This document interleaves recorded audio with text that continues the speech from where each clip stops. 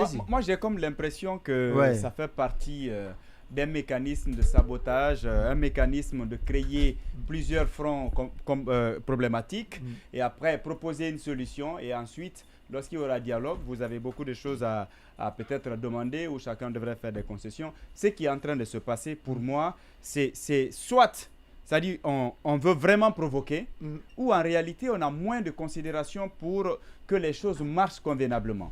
Nous savons tous que mettre en place des délégations spéciales, premièrement, en termes d'opportunités, je me demande pourquoi il fallait tout de suite se focaliser sur ces conseillers communaux-là. Ça, c'est le premier aspect. Le second, si on D'autant décide, plus qu'ils étaient tous acquis à la cause du à CNRD. peu près, et on va dire, il y a plus d'à peu près. justement, Combien de maires à Conakry ont autorisé les manifestations demandées par les forces vives? justement, Aucun. À commencer par Sambasso. Et on va dire Tous, que... donc ils sont. On va même dire que aussi, oui. on va quand même dire que ces mairies fonctionnaient convenablement, je suppose. Et tout le monde sait que s'il faut suivre, il faut se référer à nos textes. Déjà, il y a un premier problème. Et le second problème, c'est que 6 mois plus tard, à cette allure déjà, moi je ne suis pas sûr qu'il y ait des élections cette année. Donc 6 mois plus tard, il faut encore les enlever et nommer d'autres délégations spéciales. Je pense que ce qu'on est en train de faire, lorsqu'on procède de cette façon-là, on veut forcément ouvrir des fronts.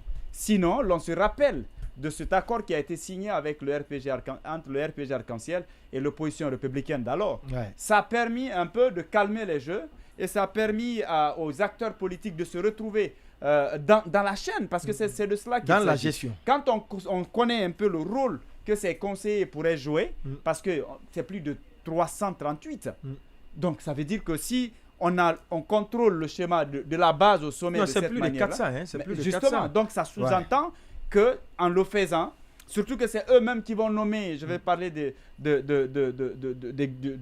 gouverneur qui va nommer les préfets et les chefs de quartier plus tôt. Ça va donc, si vous voulez, réunir tout ce qu'il faut comme arsenal pour maîtriser le processus. Et c'est ce qui pose problème.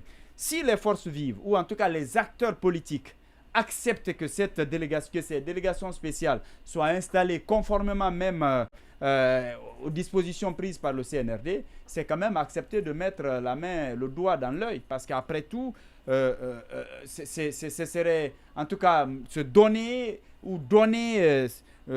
carte blanche au CNRD de contrôler le processus. Ça ne doit pas passer. Le CNRD, s'il voudrait que les choses se passent et qu'il y ait un processus inclusif, il fallait d'abord tenir une rencontre autour de cette délégation spéciale-là.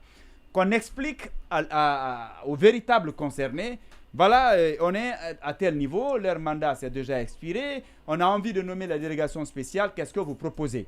Vous avez tout de suite une conclusion qui pourrait permettre à non seulement aller vers l'apaisement, mais vous avez au moins une chaîne qui n'est pas à la solde de CNRD. Ouais. Et comme ça va taire un peu les divergences. Mais comme ça, c'est problématique.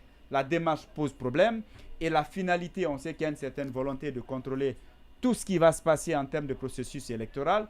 Et en le faisant ainsi, vous videz la chose de son contenu. Et c'est vraiment dommage. C'est vraiment dommage.